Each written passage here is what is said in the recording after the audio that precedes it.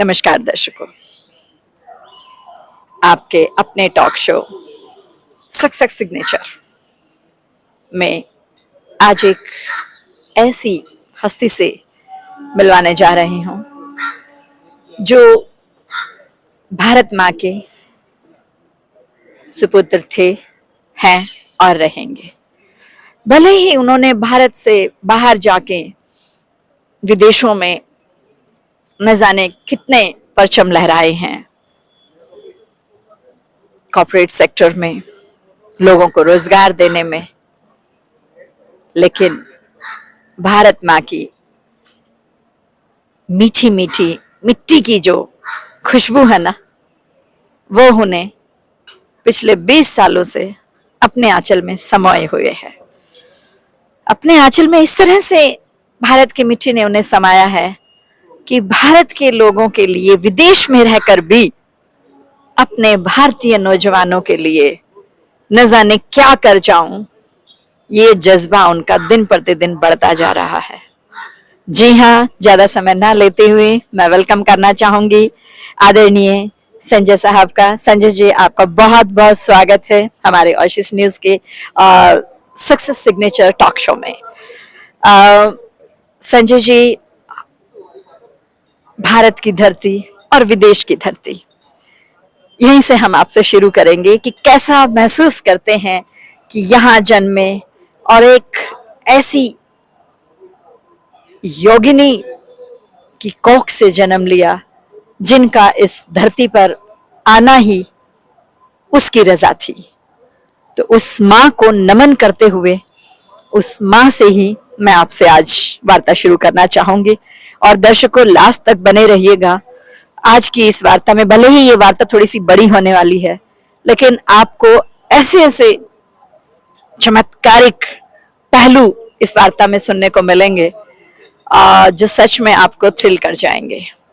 संजय जी, फिर से तहे दिल से भारत की धरती पर आपका स्वागत है और बताइए उस माँ को नमन करते हुए हमारे भारत की धरती को कि हमारी उस माँ ने इस भारत को ये जो लाल दिया है, इसका क्या विजन है। उस माँ की वार्ता के साथ हम अपनी बात को शुरू करेंगे। बहुत बहुत धन्यवाद। अच्छे माहौल में बैठे हुए हैं और यहाँ पे स्मार्ट सिटी कन्वेंशन चल रहा है इस समय पर, और उसी को अटेंड करने के लिए मैं हांगकांग से आया हुआ हूँ। मैं जबलपुर से बिलोंग करता हूँ। तो जब भी लोग मेरे से पूछते हैं तो मैं बोलता हूँ जबलपुर मेरी मातृभूमि है और हांगकांग मेरी कर्मभूमि है। क्योंकि एक सवाल हमेशा से आता है और रहता है कि देश क्यों छोड़ा। तो मैं लोगों को ये बोलता हूँ कि देश कोई नहीं छोड़ता है, पूरी ब्रह्मांड ही है, जो विश्व है वही आपकी कर्मभूमि है। आपके पास जो स्किल होती है, जो नॉलेज होती है, वो आप जब अपना करियर चालू करते हो तो आप देखते हो कि कहाँ पे बेस्ट उसको तराशने का मौका मिलता है आपको। तो मेरी बेसिक जो एजुकेशन है, मैं मरीन माइक्रोबायोलॉजिस्ट हूँ। मेरे को national institute of oceanography Goa से मास्टर डिग्री में स्पेशलाइजेशन करने का मौका मिला, जो मेरी ज़िंदगी का पहला टर्निंग पॉइंट था, क्योंकि बहुत कम बच्चों को इस टाइप की अपॉर्चुनिटी मिलती है। तो वो एक एक्साइटमेंट था। अब वहाँ से क्या हो गया कि जो मरीन माइक्रोबायोलॉजी है, उस ज़माने में उसका कोई जॉब और कोई स्कोप इंडिया में था ही नहीं। मतलब ये डिग्री आज भी बहुत कम लोगों को सुनाई पड़ती है, मरीन माइक्रोबायोलॉजी। तो आप, मैं 1987 की बात कर रहा हूँ, उस जमाने में, है ना। लेकिन हाँ, उसमें बेनिफिट क्या मिला कि नेशनल इंस्टीट्यूट थी, तो वहाँ के जो वैज्ञानिक लोग थे वो विश्व के जाने माने वैज्ञानिक थे। और हमारे जो गुरु हमको मिले थे प्रोफेसर रघु कुमार, वो भी विश्व में काफ़ी ख्याति प्राप्त थे। तो मैं बोलूँगा कि उनका जो मार्गदर्शन था उसने हमारा जीवन की एक मतलब रास्ता तय किया। और फिर हांगकांग में Swire Institute of Marine Science World की बहुत ही उम्दा इंस्टीट्यूट थी, जो 88 में चालू हुई, 89 में। तो एक प्रकार से वो एक स्टेपिंग स्टोन मेरे को मिला, जहाँ मेरे को स्कॉलरशिप मिली। तो मैं पहले बैच का पीएचडी स्टूडेंट बन के वहाँ गया। तो ये सफ़र है मतलब जबलपुर से हांगकांग तक का। तो इसलिए मैं जबलपुर का हूँ, लेकिन हांगकांग में बस गया। Okay okay okay. आपकी इसी बात से मुझे स्वामी विवेकानंद जी की याद आ गई कि उनको भी ऐसे ही आदेश हुए, ऐसे ही रहा रामकृष्ण परमहंस के जरिए कि अब तुम इस मिशन को लेके वर्ल्ड में निकल जाओ। और कुछ ऐसा ही आप भी पीएचडी के बेस पर इंडिया से हांगकांग निकले और स्पिरिचुअलिटी को आपने, आप जो आपके खून में है, आपकी रग रग में है, उसको मेंटेन करते हुए आपने अपने आप को स्टैब्लिश किया। तो ये जर्नी कैसी रही? देखिए क्या होता है कि जो जीवन का अनुभव है कि मैं दो तीन चीज़ों को बड़ा महत्व देता हूँ। एक तो जबलपुर को, कि एक छोटा सा शहर है और उस जमाने की यदि बात करते हैं तो बड़ा पीसफुल शहर था। ठहराव था शहर में, अपनी एक दुनिया थी। और मेरा जो स्कूलिंग हुआ है वो पंडित लज्जा शंकर झा स्कूल बोलते हैं, मॉडल हाई सेकेंडरी स्कूल। वो हमारे ज़माने का मध्य प्रदेश का सबसे जाने माना स्कूल था कि एक ज़माने में यदि 10 बच्चे मेरिट में आते थे पूरे मध्य प्रदेश में, तो कभी ऐसा था कि 10 के 10 ही उसी स्कूल से हुआ करते थे। तो वो जो डिसिप्लिन था उस स्कूल का, जो सीखने को मिला, तो बचपन की जो एक डिसिप्लिन आती है आपको, जो गुरु लोग आपको सिखाते हैं। और मेरी मदर भी स्कूल में टीचर थी बाय प्रोफेशन।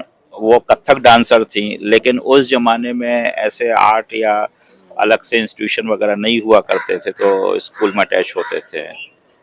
तो उनका भी डिसिप्लिन रहता था घर में, raised by my grandmother, उनका भी डिसिप्लिन रहता था। तो जब आप एक डिसिप्लिन तरीके से बड़े होते हो, जिसको मैं परवरिश बोलता हूँ, संस्कार देना पेरेंट्स का, तो वो चीज़ आपको ज़मीन से जोड़ देता है। तो ज़िंदगी में ठीक है, एम्बिशन होते हैं, सफलताएं पाने की इच्छा होती है, सब कुछ करने की इच्छा होती है, लेकिन यदि आपकी अपब्रिंगिंग अच्छी होती है तो आप भटकते नहीं हो। तो शायद मेरे जीवन में यही था कि सफलताएं तो अपना एक अलग पड़ाव है, लेकिन मेरे को ऐसा फील होता है कि जो मैं इतने सालों पहले था आज भी वहीं हूँ। और जब भी मैं जबलपुर जाता हूँ तो जबलपुर में मेरी पहचान गीता नागरकर मैडम के लड़के के रूप में है आज भी। अब आपने जिक्र कर ही दिया माँ का, गीता नागरकर, तो अब क्योंकि माँ पहली गुरु होती हैं और गीता जी तो एक बहुत ही पहुंची हुई योगिनी हम कह सकते हैं उन्हें, शायद योगिनी शब्द भी कब छोटा रहेगा उनके लिए। तो उनकी लाइफ के बारे में आपसे अगर बात हो तो उनकी लाइफ का जिक्र ना हो तो वो गलती मैं नहीं करूंगी। तो गीता जी के बारे में, क्योंकि आपने कहा कि गीता नागरकर का बेटा है, तो अब हम माँ के बारे में थोड़ा सा जरूर हमारे दर्शकों, यस दर्शकों मैं स्पेशली कह रही हूँ क्योंकि अब जो आप सुनेंगे वो वाकई ही मीन्स मेरा, मैं जब उनका नाम ले रही हूँ तो मेरा रोया रोया खड़ा हो गया है। तो आपको कितना अनुभव होगा ये आप इस वार्ता के बाद आप हमें कमेंट करके जरूर बताइएगा। तो गीता जी के बारे में जरूर मैं अपने दर्शकों को बताना चाहूंगी।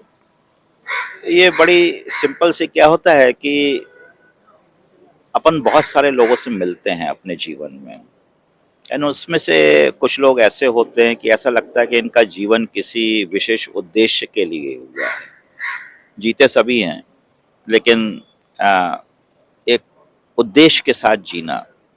तो बच्चे थे तो समझ में नहीं आता था, मदर स्कूल में टीचर थी, लेकिन चूंकि वो ट्रेंड कथक डांसर थी तो उनकी एक खासियत थी, वो संस्कृत में जो नृत्य नाटिका होती हैं, तो कालिदास समारोह होता है उज्जैन में, तो उसमें वो पार्टिसिपेट करती थी अपने स्कूल को, महारानी लक्ष्मीबाई स्कूल में वो टीचर थी।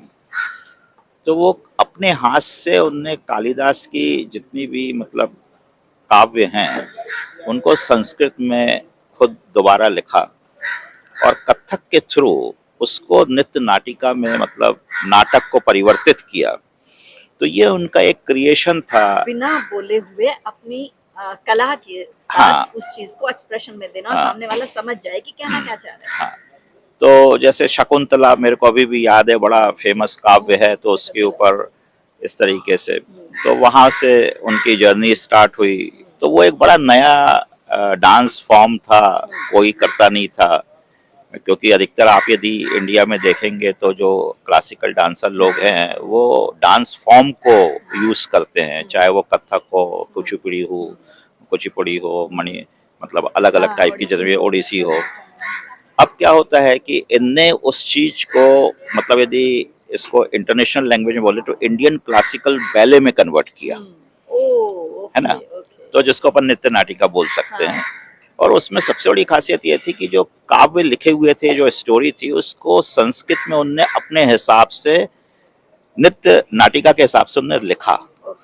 और उनकी जितनी भी जो प्रोग्राम होते थे वो प्री रिकॉर्डेड नहीं होते थे, तो उनने एक संगीत का अपना एक ग्रुप बनाया, तो उनके अपने तबला वादक होते थे, अपने मतलब वोकलिस्ट होते थे, और मेरी मदर खुद लाइव वोकल नरेट करती थी उस पूरे प्रोग्राम के दौरान।